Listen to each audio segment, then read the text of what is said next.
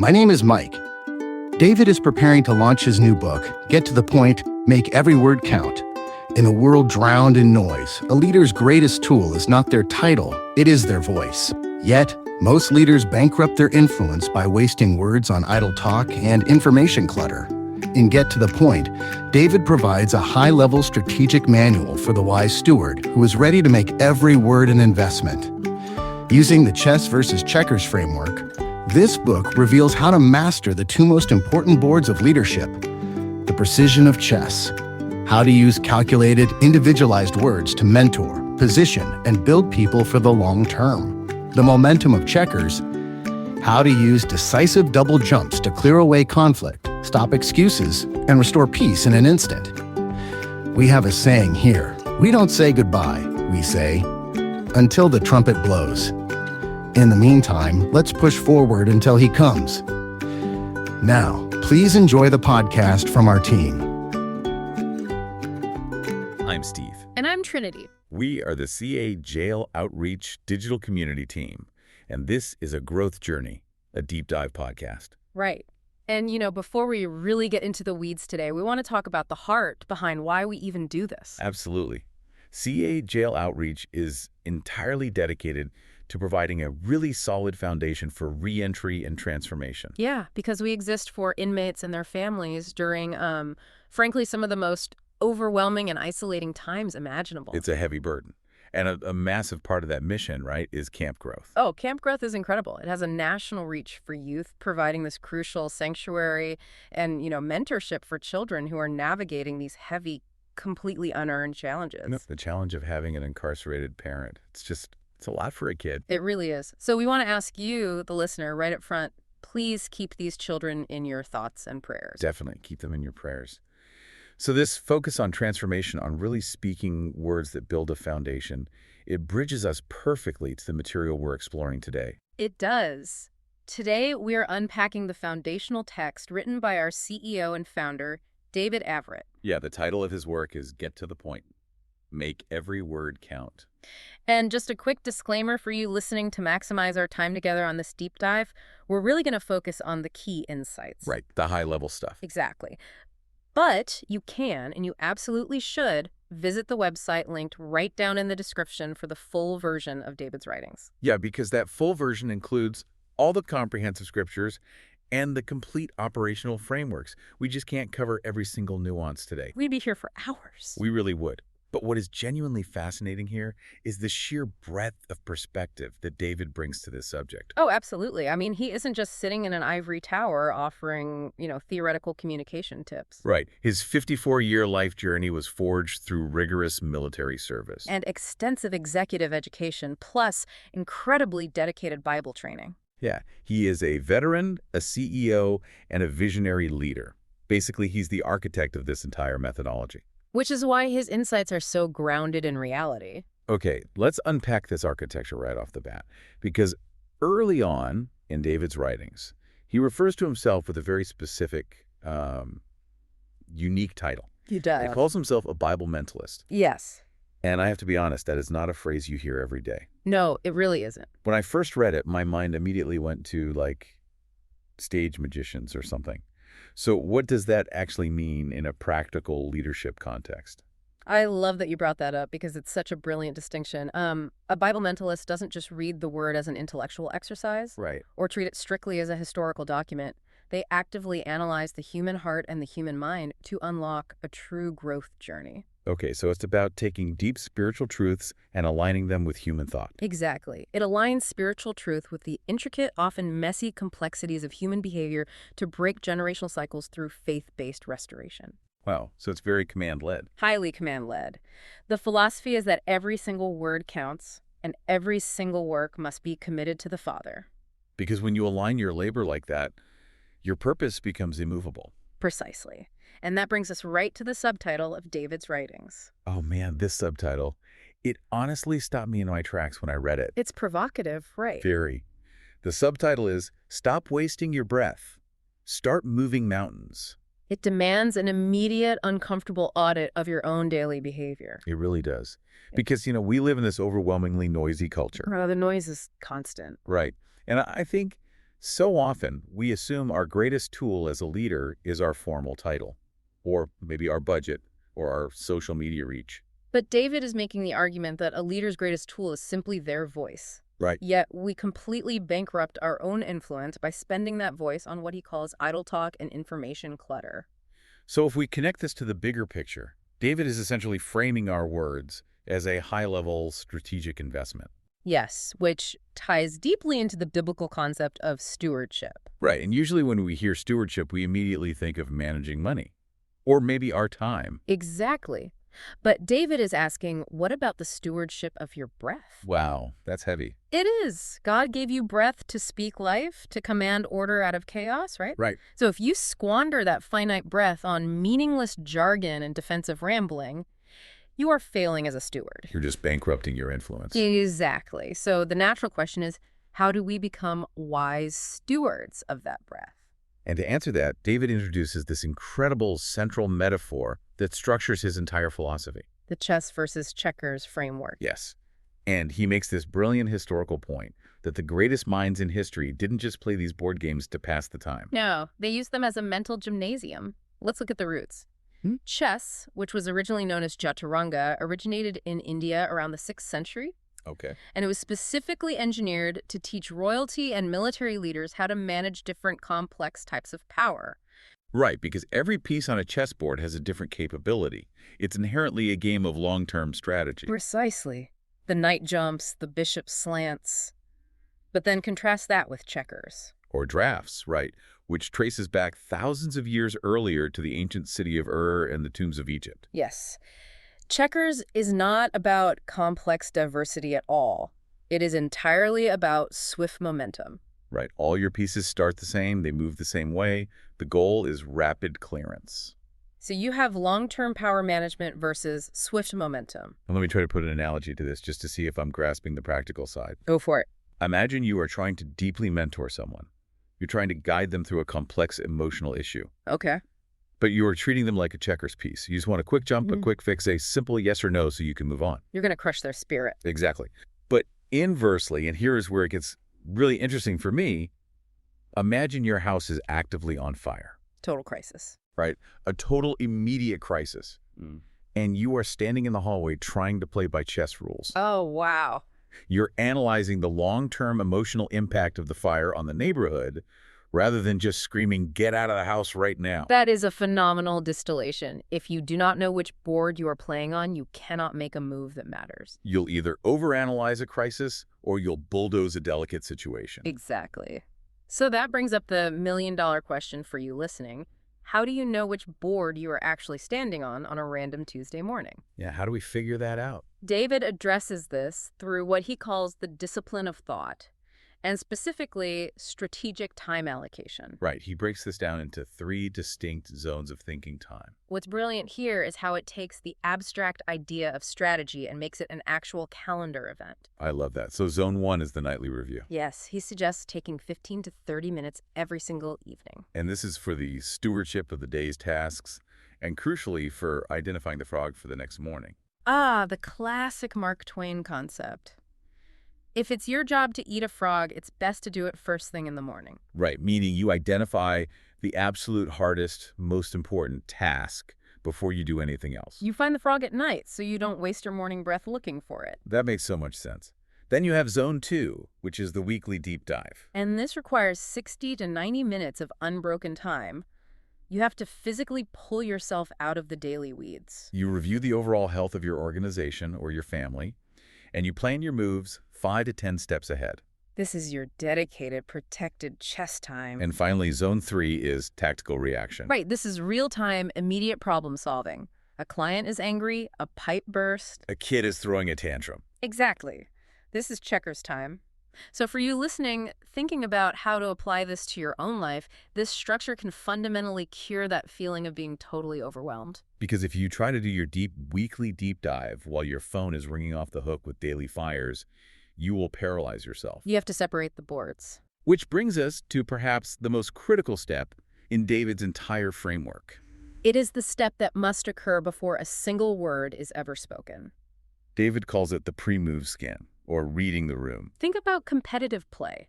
A true grandmaster never just walks up to a board, sits down, and immediately touches a piece. Right, they scan. They absorb the entire environment first. And according to David's writings, they're scanning for two very specific things. First, they scan for clutter.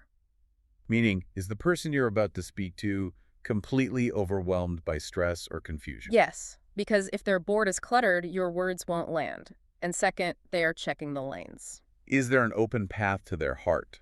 Or have they built up massive defensive walls? To really ground this concept, David points to what I consider the ultimate biblical masterclass of the pre-move scan. Oh, the story of Nehemiah's night ride. Yes, let's set the scene.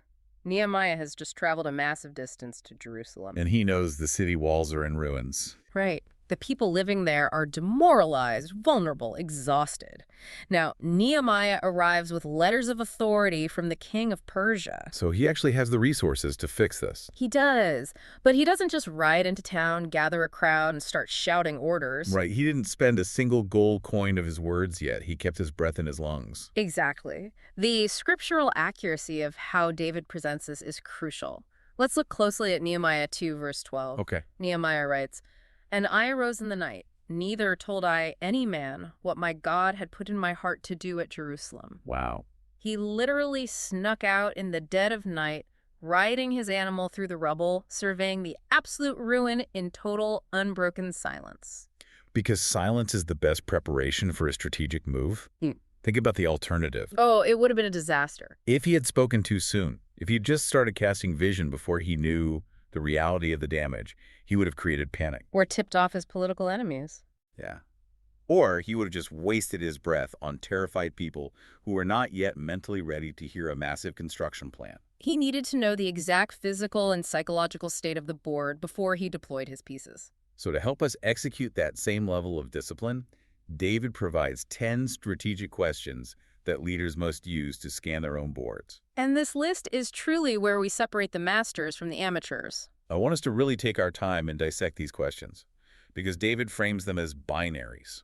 Understanding these binaries is the core of the whole framework. Let's group a few of them together. Question 1. Is this about building a person or solving a problem? David states that building a person requires the long-term nuance of chess, but solving a sudden problem requires checkers. That perfectly aligns with question 2. Does this current move require speed, or does it require depth? Speed is the momentum of checkers. Depth is the strategy of chess. Now, here is question 3, and I have to tell you, this one hit me right between the eyes when I read it. It's a tough one. The question is, am I dealing with a unique gift or a standard excuse? What's fascinating here is how often well-meaning leaders confuse those two things. Absolutely. A unique gift or raw talent in an individual requires chess. You have to navigate it carefully so it can grow. Right. But a standard excuse, that requires checkers. You do not psychoanalyze an excuse. You jump over it and remove it from the board. Okay, let me push back on that for a second. Because that sounds great in theory, but it feels incredibly tricky in practice.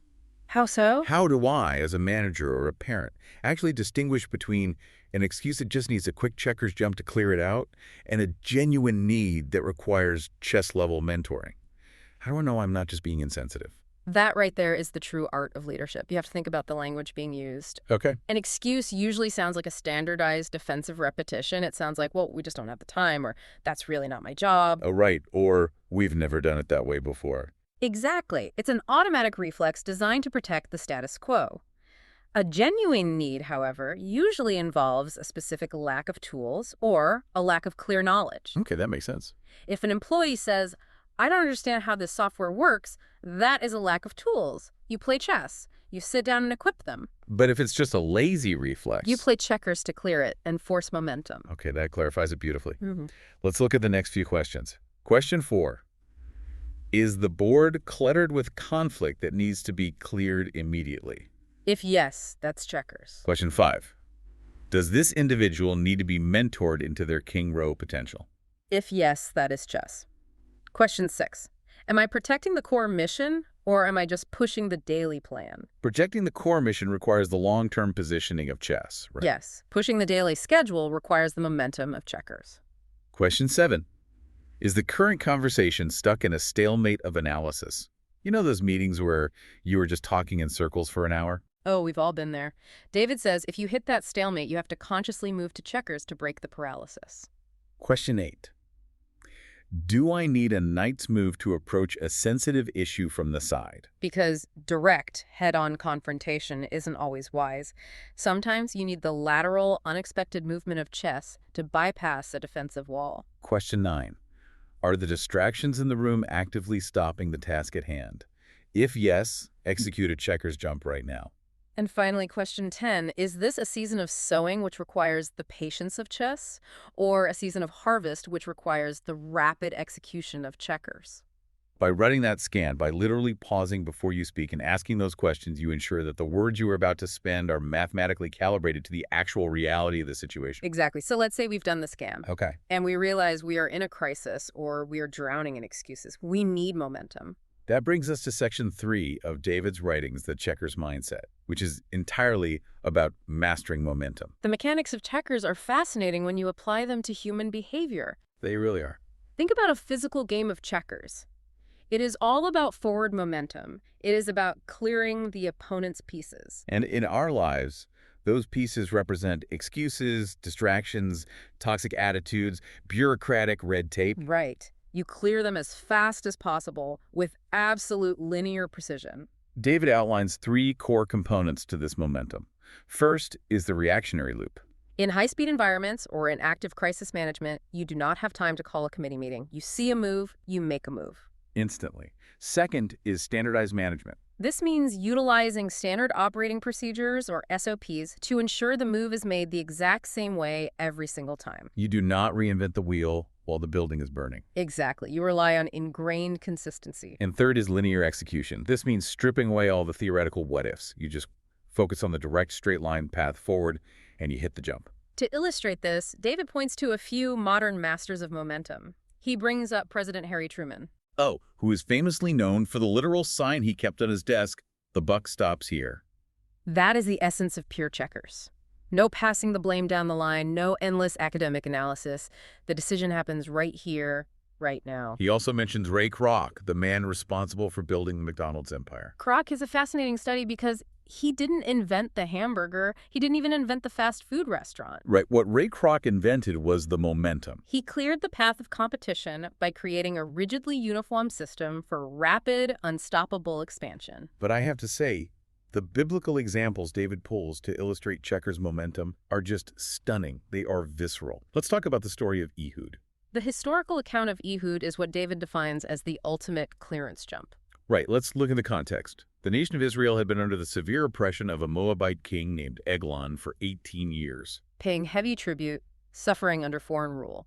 Now, Ehud was chosen to deliver this tribute, and Scripture notes a very specific tactical detail about Ehud. He was a left-handed man. Which, in the ancient world, was highly unusual. And it meant he carried his weapon on his right thigh. Completely bypassing standard security protocols because guards naturally checked the left thigh. Wow, so he literally bypassed the bureaucracy of the royal court. He secured a private audience with King Eglon under the guise of having a secret message, and in one swift, brutal, decisive action, he removed the oppressor from the board. Let's look at the exact wording in Judges 3, verse 20. Ehud approaches the king and says, "I have a message from God unto thee." And then he executed the move with a hidden dagger. It wasn't a debate. It wasn't a treaty negotiation. It was a clearance jump to save a nation. And then David brings up the story of Jael. He calls her move the triple jump. This story is incredibly intense. It is. The Israelites had just defeated the Canaanite army. The oppressive commander, Sisera, fled on foot. He was exhausted, sought refuge in the tent of Jael. Thinking he was safe there because her husband was an ally. Jael welcomes him in. She gives him milk, covers him with a heavy blanket, and waits patiently for him to fall asleep. And then, well, David describes the mechanics of what happens next. Let's look at Judges 4, verse 21. Jael took a tent peg and a hammer, crept up to him softly, and drove the peg straight through his temples and down into the ground. Wow. With one rapid, absolute move, she cleared the board of a general who represented 20 years of brutal oppression. What these deeply historical, frankly violent accounts illustrate in David's framework is the absolute necessity of decisive action. Right. When you are dealing with toxic forces or systemic oppression, you cannot negotiate with it. You must clear it. So how do we practically apply this today without, using actual daggers and tent pegs in the office? Yeah, please no tent pegs at work. Exactly. David translates this into 5 strategic checkers moves for modern leadership. Let's really break these down for the listener. Move number 1 is the sacrifice for clearance. This strategy is based on Proverbs 15, verse 1, which states that a soft answer turns away wrath. In a game of checkers, sometimes you intentionally leave a pawn exposed, right? Yes, you let the opponent jump it, specifically so you can open up the board and take 3 of their pieces on your next turn. So in leadership, this means sometimes you have to give up a minor win in a petty argument. You let a stubborn colleague have their way on a minor detail, specifically to clear the board of tension and keep the momentum of the actual project moving forward. I love that. You sacrifice the ego win for the mission win. Move 2 is the double corner squeeze. In the board game, if you can trap your opponent's piece in the corner, they are legally paralyzed. David applies this to the act of boxing in an excuse to force focus, based on James 5, verse 12. Let your yea be yea and your nay, nay. Think about an employee who constantly says, I'll try to get it done, or maybe we can look at it next week. The double corner squeeze is saying, I don't need try or maybe. I need a yes or a no. Are we hitting Friday's deadline? You squeeze out the ambiguity so they are forced to meet their potential. Move 3 is the forced jump. We see the mechanics of this in Matthew 18, verse 15. Which commands us to go directly, privately, to a brother who has trespassed against us. Human nature wants to avoid conflict. We want to gossip about it or ignore it. The forced jump is the discipline of initiating the uncomfortable conversation everyone else is avoiding. Specifically to clear the board of underlying resentment before it rots the culture. Move 4 is the king row pivot, or what David calls the leader shift. In checkers, when a standard piece fights its way to the opposite end of the board, it gets crowned. It becomes a king. And suddenly it has the authority to move backwards as well as forwards. David ties this powerful concept to Revelation 2, verse 5. Remember, therefore, from whence thou art fallen, and repent, and do the first works. It is about having the ultimate humility to look backwards, acknowledge a previous error, repent of it, and fix it. So you can move forward again with double the power and credibility. And move 5 is the blitz. This is found in Ecclesiastes 9, verse 10. Whatsoever thy hand findeth to do, do it with thy might. When you finally get a breakthrough, a sudden surge in sales, a breakthrough in your child's behavior, you do not take a vacation. You initiate a blitz. You maintain high energy and relentless execution to keep the momentum moving until the board is secured. But to execute these 5 moves, you have to speak the right language. You have to use what David calls the checkers dialect, which is the language of absolute clarity and rapid clearance. He breaks this dialect down into 2 specific types of words. First, hard words. Now, we need to clarify this. Hard words are not cruel words. They are not abusive. Right. They are what the scripture calls the faithful wounds of a friend from Proverbs 27, verse 6. They are unyielding, concrete words used to stop bad habits instantly, like telling a friend, you need to stop drinking, or telling an employee, this behavior is unacceptable. And the second part of the dialect is decisive words. This is the binary yes or no. It is the language of the commander on the battlefield. Decisive words refuse to let what David calls information debt slow down the mission. Right. If someone asks you for a decision and you give a long, meandering 50-word maybe, you have just created a debt of confusion. And your team now has to spend hours trying to pay off that debt by guessing what you actually meant. The checkers dialect clears the debt instantly with a yes, proceed, or no halt. Okay, let's take a breath and pivot the board completely. We have mastered the momentum. Now we move into section 4 of David's writings, the chess mindset, which shifts us entirely into the realm of strategic depth. The contrast here is what makes the framework so robust. Because in checkers, all your pieces are identical. But in chess, the royal game, every single piece possesses a different capability. Right. The knight jumps in an L shape. The bishop moves diagonally. David explains that this beautifully represents the vast diversity of the people in your life, your family, and your organization. And the mental process here is completely different from the reactionary loop of checkers. Chess is not about reacting. It is about anticipation. David says you cannot wait for a crisis to occur. You have to sit quietly and ask yourself, if I do X, what is the most likely response from the board 3 moves from now?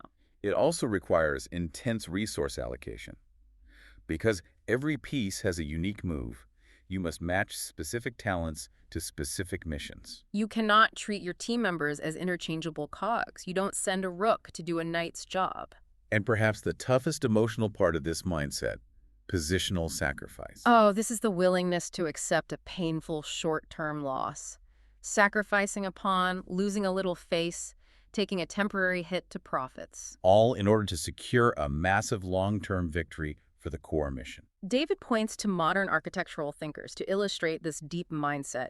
Bill Gates is presented as a prime example. Right, because during the rise of Microsoft, Gates didn't just build a software product. He built an architecture of future moves. He was constantly looking 10 years down the board, anticipating where technology and consumer behavior were going to intersect. David also mentions Arnold Schwarzenegger, which I found to be a genuinely fascinating inclusion. He calls Arnold a multi-board master. Think about it. Arnold used the intense mental discipline of chess, calculating long-term counter-moves, and applied it across completely different industries. Dominating bodybuilding, then pivoting to real estate, then Hollywood, and finally politics. And David also highlights General Stanley McChrystal, who utilized systems thinking in modern warfare. Right, understanding that integrating special forces, local intelligence, and tribal alliances is what actually wins complex wars. But again, it is the biblical strategist lessons where this concept gets incredibly deep and practical. Let's look at the story of Hushai the Archite. Yes, this is from 2 Samuel 17, verse 7. Such a brilliant story of espionage and strategy. It truly is. King David's son, Absalom, had launched a massive rebellion and usurped the throne. And Absalom had an advisor named Ahithophel, who was notoriously brilliant but a turned traitor. Ahithophel advised Absalom to attack King David immediately that very night. Which was a total checkers move of Yes. rapid momentum. If Absalom had done that, David would have been destroyed. But Hushai, who was secretly loyal to King David, stepped into the council. Hushai knew he had to stop the momentum. So he used incredibly poetic, terrifying, ego-stroking language. He painted a picture of David as a fierce bear robbed of her cubs. He convinced Absalom to wait, to gather a massive, overwhelming army from all of Israel instead of attacking immediately. He forced Absalom into a chess game of overanalysis and delay. And that strategic delay is exactly what gave King David the time he needed to cross the river, escape, and regroup his forces. Hushai literally positioned his words to change the timeline of a war. And then there's the account of the daughters of Zelophehad. Oh, this is such an empowering, structurally brilliant story. We find this in Numbers 27, verse 4. These 5 sisters approached Moses and the leadership of Israel. Their father had died without leaving any sons. Now, under the rigid legal precedent of the time, their family name would be erased, and their father's land would be lost completely. They didn't come into the camp screaming. They didn't start a riot. They understood the legal board they were playing on. They used highly precise, structurally sound, respectful words to petition Moses for a positional shift in the inheritance law. And they won. God confirmed their request, and they won their inheritance. They made a legal, strategic chess move that forever changed the precedent and history for women in the nation of Israel. So, just like we did with checkers, let's give the listener the 5 strategic chess moves they can use in their own lives today. Move number 1 is the pawn to queen promotion. This concept is beautifully based on 1 Samuel 2, verse 8. He raiseth up the poor out of the dust. In the game of chess, if a lowly pawn survives the entire journey across the board, it's promoted to a queen, the most powerful piece. In our lives, this is the long-term patient mentoring of overlooked potential. You might look at a struggling teenager or an entry-level employee and just see a pawn. But if you invest the time to guide them across the board, you can promote them into a high-level leader. Move 2 is castling. In chess, this is a very special defensive move where the king tucks away safely behind a rook. David links this directly to Proverbs 18, verse 10. The name of the Lord is a strong tower. In practical leadership, castling means having the foresight to step in front of a looming crisis to actively protect your core mission and your integrity. Move 3 is the knight's fork. A fork is a highly tactical move where the knight lands on a square that allows it to attack 2 different opponent pieces simultaneously. David ties this to Proverbs 25, verse 11. A word fitly spoken is like apples of gold in pictures of silver. This is the high-level communication skill of using one carefully crafted conversation to gracefully address 2 separate delicate issues at the exact same time. Without causing offense or triggering defenses, move 4 is the gambit. This is a classic chess opening where you intentionally sacrifice a pawn right out of the gate to gain positional advantage. David applies this to human relationships as sacrificing your own ego. You admit a mistake first. You apologize first. James 5, verse 16 says to confess your faults one to another. It is a strategic, disarming vulnerability that wins deep, long-term trust. And move 5 is a concept called Zugzwang. This is a German chess term that literally translates to compulsion to move. Okay. It describes an agonizing situation where it is a player's turn, but absolutely any move they make will significantly worsen their position. Wow. David applies this concept to the strategic use of silence in conversation. Proverbs 10, verse 19 says, "He that refrains his lips is wise." Okay, I have to stop and push back on this one. Yes. Because I think a lot of listeners will hear this and think, wait, so if I am in a heated negotiation, remaining completely silent forces the other person to worsen their position. It's totally counterintuitive, isn't it? Yeah. Doesn't silence just make me look weak or unprepared or like, I don't know what to say? It is a great pushback because our culture equates talking with power.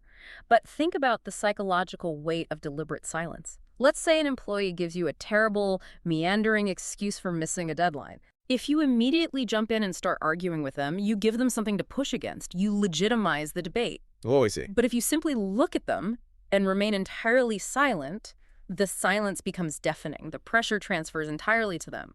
They feel the compulsion to fill the void, so they keep talking. And usually, in their nervous rambling, they end up exposing the absurdity of their own excuse, or they end up confessing the real issue. Silence is an incredibly heavy chess piece. Wow. Okay, I completely see that now. You let them talk themselves into a corner. Exactly. And to do this effectively, we have to speak the chess dialect, which is the language of extreme precision and positioning. David talks about using soft words, referencing Proverbs 25, verse 15. A soft tongue breaketh the bone. These are carefully calibrated words designed to break down a person's defensive resistance without breaking their spirit. He also identifies wise words. This is the language of the architect. It is used to explain the deep why behind a decision and to paint a vivid, compelling vision of the future. The ultimate masterclass example David gives of this is Nathan the prophet confronting King David. Context here. King David had committed a horrific series of sins, adultery with Bathsheba and the murder of her husband Uriah. Now, Nathan is tasked with confronting the most powerful man in the nation. Nathan didn't kick the door open and yell a list of rules. Right. He didn't waste 10,000 words of general abstract theology. He knew that King David's defensive walls would be 10 feet thick. So he played a masterful game of chess. He walked in and simply told the story. He told a parable about a rich man who cruelly stole a poor man's one beloved little ewe lamb to feed a guest. He engaged King David's innate royal sense of justice. King David gets furious at the rich man in the story and demands justice. And then, only when the lane to the heart was wide open, Nathan delivered the surgical punchline with absolute precision, "Thou art the man." He bypassed all the royal defenses and got straight to the point of the heart. Every single syllable in that story was a seed carefully planted for a future harvest of true repentance. He spoke specifically to move a broken soul into its king row. This material is just incredibly rich. Which brings us to Section 5, the dual board master, and breaking the stalemate. Because the reality is, we don't live in a vacuum. We live in a world that requires us to navigate both boards constantly. What's fascinating here is how David analyzes the integration of these two leadership styles. Now, purely as an objective analysis of tactical mechanics, David presents Donald Trump as an example of a modern leader who operates on both boards simultaneously. Right, and just to be clear for you listening, maintaining strict neutrality here as we simply analyze the behavioral mechanics described in the text. Exactly. We are just looking at the framework. David points out Trump's checkers mastery, his public approach, is heavily rooted in direct, immediate tactical moves. He focuses on the immediate jump. He uses blunt confrontation and leverage to instantly reset the momentum of a room. He removes the traditional pieces of political bureaucracy extremely fast, forcing immediate focus on the deal at hand. But David also highlights his chess mastery operating underneath that. While he is executing at that rapid checker speed, he is simultaneously positioning with chess depth. David notes this is often referred to in the media as playing 4D chess. He understands the long-term narrative positioning. He anticipates how a seemingly chaotic jump today will shift the entire board, force his opponents into predictable reactions, and position his brand months or even years down the line. It perfectly illustrates the macro concept of war versus battle. Chess wins the long war, checkers wins the immediate battle. David strongly advises that as a leader, you must spend the vast majority of your proactive thinking time on chess, that weekly deep dive we talked about, to anticipate and prevent future crises. But your mind must remain highly agile. You must be able to snap into checkers, tactical reaction, the second the moment demands immediate execution. He calls this the paradox of the kings. In the game of chess, the entire overarching goal is to protect your king at all costs, which David equates to protecting your foundational integrity. But in checkers, the goal is the opposite. It is to promote your piece into a king, which represents gaining the authority to move forward and backward freely to enforce standards. So what does this all mean for us when we inevitably get stuck? David addresses a concept called breaking the stalemate. In a game of chess, a stalemate occurs when a player has no legal moves left to make, but their king is not actively in check. The game just freezes. It's a draw. In leadership, if your heavy chess analysis has completely stalled a project, if you are just having meeting after meeting, analyzing data, but zero forward progress is being made, you must intentionally pivot. You literally step off the complex chessboard and you step onto the checkers board. You stop the endless talk, you stop analyzing the hypothetical risks, and you make one decisive linear checkers move to forcefully restart the momentum. You say, we're launching phase 1 on Monday. Go. But that pivot requires immense courage, and it requires a remarkably tight grip on our verbal currency. Which brings us to section 6 of the writings, the currency of influence and treating words as gold. In the economy of the kingdom and in the economy of leadership, you simply cannot be a spendthrift with your breath. David provides a sobering list of counterfeit currency phrases we use constantly because we think they make it sound polite or collaborative, but they actually actively destroy our value. He calls them the 10-point killers. Let's read just a few of these. Listen to how familiar they sound. I don't want to take up too much of your time, but... Or basically what I'm trying to say is, sorry to bother you, but...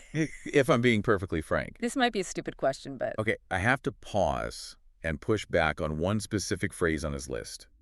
The phrase is, does that make sense? Yes. I have to confess, I use this phrase all the time. I use it constantly in meetings, and my intention is pure. I use it because I want to be helpful. I want to make sure the listener is actually following my train of thought. Why is that considered counterfeit currency? Why is that bad? It is a very common question and a great point of pushback. Here is exactly why it acts as counterfeit currency. It creates unnecessary clutter, and it subtly undermines your own leadership authority. Wait, how so? When you finish an explanation and ask, does that make sense? You are subconsciously signaling to the room that you have insecurity about your own ability to explain things clearly. Oh, wow. I never thought of it like that. Furthermore, it places the entire burden of understanding onto the listener. If they don't understand, you've just made them feel stupid if they say no in front of everyone. Wow. Okay, that completely flips my perspective on that. So what is the practical gold standard replacement for that phrase? Instead of asking the insecure question, does that make sense? Hmm? You confidently own the communication. You state, I want to ensure I explain that strategy clearly. What are your initial thoughts? Or simply, what specific questions do you have about this rollout? You take ownership of the clarity and you warmly invite specific, actionable feedback without making anyone feel dumb. That is so much stronger. It completely changes the posture of the conversation. Now, David also lists 10 jargon words to avoid. These are corporate staples. Things like, it is what it is, let's circle back on that, we need to think outside the box, we'll see how it goes. But there are 2 specific phrases on this list that are deeply cultural, especially in faith-based communities or Southern environments, and David goes right after them. Yes, he does. And they are heavy hitters. Using the phrases praying for you or bless your heart as a dismissal or a deflection. That one stings because we have all seen it and probably done it. It is so true. Using beautiful spiritual language to mask your exit strategy from a difficult, necessary conversation is the ultimate counterfeit currency. It severely devalues actual intercessory prayer.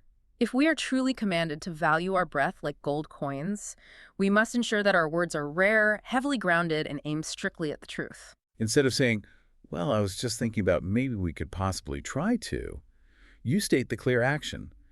I recommend we execute this plan. Stop apologizing for taking up space on the board. Stop inflating your speech with fluff. To really drive this reality home, Section 7 of David's writings is called The Treasury of the Wise. He gives us profound character lessons from biblical figures to help us practically apply these dialect principles. Let's look deeply at the story of Abigail. Abigail is presented as the ultimate model of a high-value investment. The context is incredible. Her husband, Nabal, was a wealthy but foolish man. He had deeply publicly insulted David, who was not yet king, but a powerful warlord at the time. David was furious. He was marching toward Nabal's estate with 400 heavily armed men, vowing to slaughter every male in the household. Now, Abigail gets word of this. She doesn't panic. She doesn't hide. She intercepts David on the road with a massive provision of food. But more importantly, she intercepts him with gold words of profound humility and brilliant chess-like foresight. 1 Samuel 25, verse 24. She fell at his feet, and she literally took the blame for her foolish husband upon herself. But here is the chess move. She reminded David of his own long-term God-given destiny. She essentially said, "You are going to be the king of Israel. Do you really want the petty blood of this foolish man staining your conscience when you take the throne?" She completely de-escalated a warlord. She invested her precise prophetic words to save her entire household from annihilation. Then we have Manoah's wife. David called her the ultimate filter. Manoah had just been visited by an angel of the Lord who announced the upcoming birth of Samson. Manoah was absolutely terrified, completely convinced that because they had seen God, they were going to die immediately. He was spiraling in panic. But his wife didn't join his panic. She used a single gold-plated fact to correct his fear. Look at Judges 13, verse 23. She logically, calmly pointed out that if the Lord had truly meant to kill them, he wouldn't have accepted their burnt offering, and he certainly wouldn't have promised them a son. She filtered his emotional, checkers-like panic through the objective, long-term truth of chess. I absolutely love the example of Benaiah. David calls him the gold standard. 2 Samuel 23, verse 20 describes him as a valiant man who did mighty deeds. The scripture specifically notes that he went down into a pit on a snowy day and killed a lion. Benaiah didn't just sit around the campfire talking about bravery or theorizing about combat. Massive, undeniable actions backed up every single word he ever spoke. His currency was backed by the gold standard of execution. Then there is the fascinating story of Obadiah, demonstrating the hidden investment. Obadiah was a high-ranking official serving directly under the intensely wicked King Ahab and Queen Jezebel. Jezebel was slaughtering the prophets of God, but Obadiah secretly took 100 prophets, hid them in caves, and smuggled bread and water to them to keep them alive. We see this in 1 Kings 18, verse 13. He didn't make grand public speeches. He didn't virtue signal. He used his secret influence, his quiet, incredibly dangerous positioning on the board, for a massive long-term return for the kingdom. And finally, we have the Shunammite woman. David titles her lesson, Binary Integrity. Her young son had just died suddenly in her arms. Instead of collapsing, she immediately saddled a donkey to ride to the prophet Elisha. As she approaches, Elisha sees her from afar and sends his servant running to meet her. To ask if everything is all right with her, her husband, and the child. Now, she could have vented her grief. She could have screamed at the servant. She could have cluttered the board with her tragedy. But look at 2 Kings 4, verse 26. She completely bypassed the servant with 3 decisive, checkers-like words, "It is well."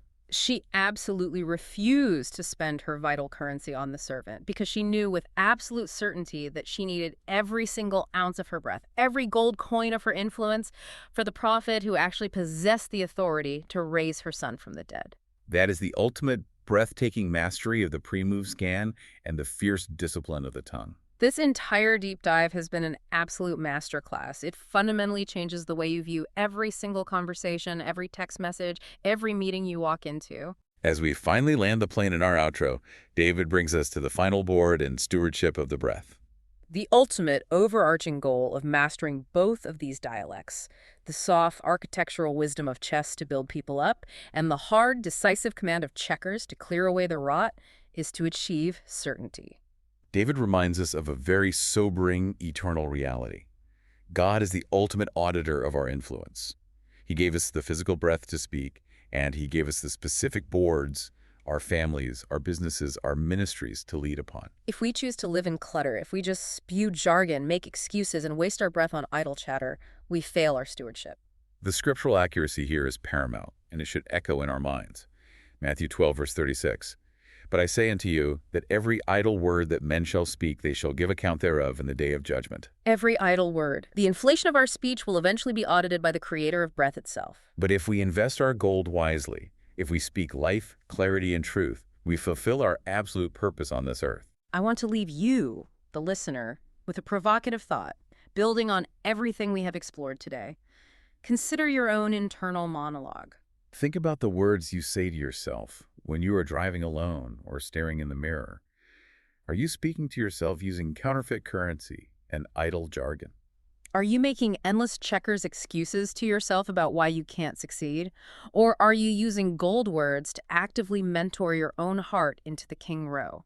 What board are you playing on when absolutely no one else is in the room? That is a profound, powerful question to carry with you this week. Thank you to CA Jail Outreach and Camp Growth for hosting this podcast and for your tireless dedication to sharing hope and truth. We encourage every listener to explore their vital work via the link provided in the description. Please join us in thanking David for sharing his heart with us today. We ask that you keep him in your prayers as he leads this mission. Furthermore, please lift up Camp Growth in your prayers.